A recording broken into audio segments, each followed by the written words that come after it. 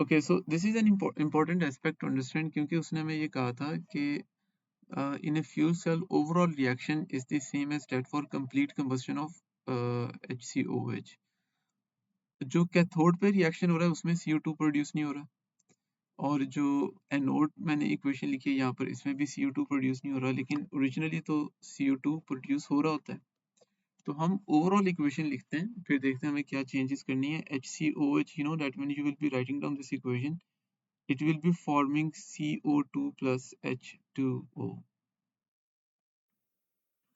So अगर हम यहाँ पर देखें तो this is not balanced, so in order to balance it, you know that I need to write down, ये भी लिखेंगे क्योंकि कंबस्शन में ऑक्सीजन के साथ रिएक्शन होगा तो कंप्लीट होगा ना।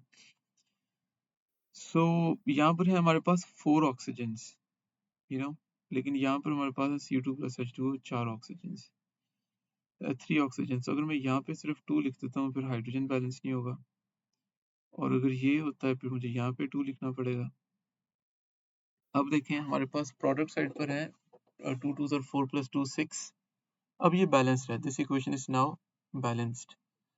तो अब अगर आप ओवरऑल इक्वेशन में देखें तो ये चीज जो है हमारे पास कैंसिल आउट होनी सर आप ऑक्सीजन के सामने वैसे 1/2 नहीं लगा सकते थे? लगा सकते थे। अच्छा, जब हम इसको अगर लिखते ये जो जब हम कंप्लीट इक्वेशन लिखेंगे, यानी जो कि एनोड पर हम इक्वेशन लिखेंगे,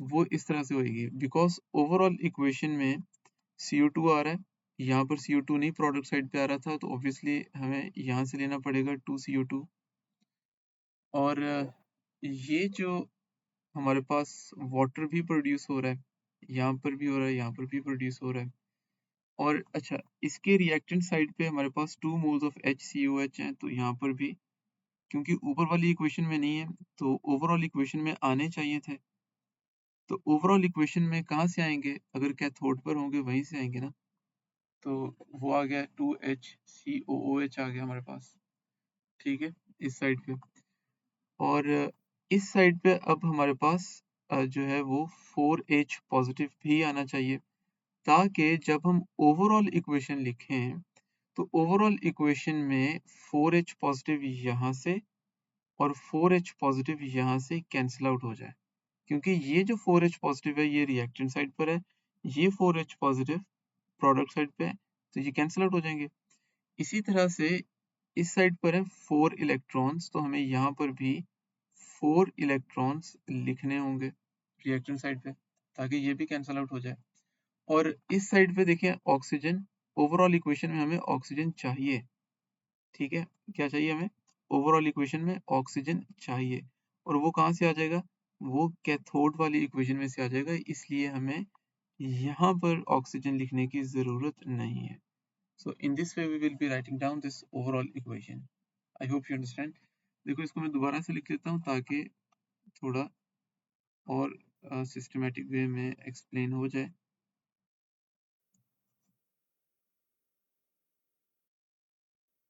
वो इस तरह से अब मैं लिखूंगा कि आपके पास रिएक्शन एट कैथोड और रिएक्शन एट एनोड और ये ओवरऑल।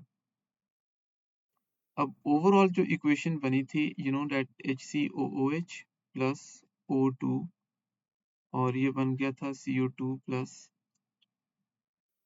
2H2O, यहाँ पे भी 2 लिखेंगे और यहाँ पे भी, ठीक है ना। अब हमारे पास we have now 6 oxygens, 4 hydrogens, 2 carbons on the both sides. Cathode पे जो इक्वेशन आ रही है हमारे पास वो आ रही है ये वाली equation which is O2 and 4H positive as well and 4 electrons as well, and it is producing 2H2O.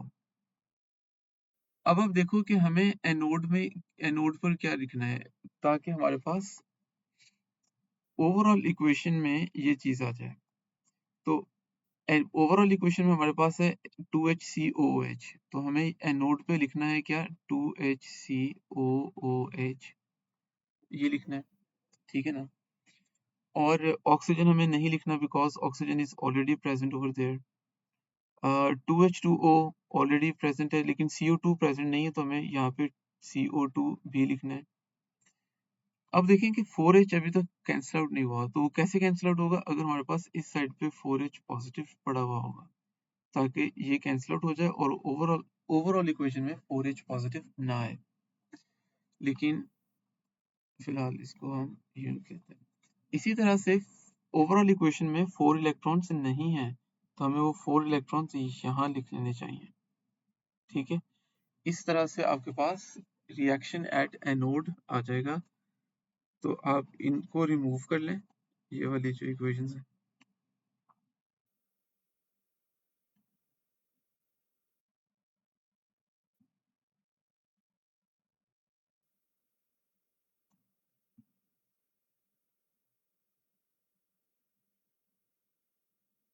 तो एनोड में हमें हमारे पास ये इक्वेशन चाहिए थे।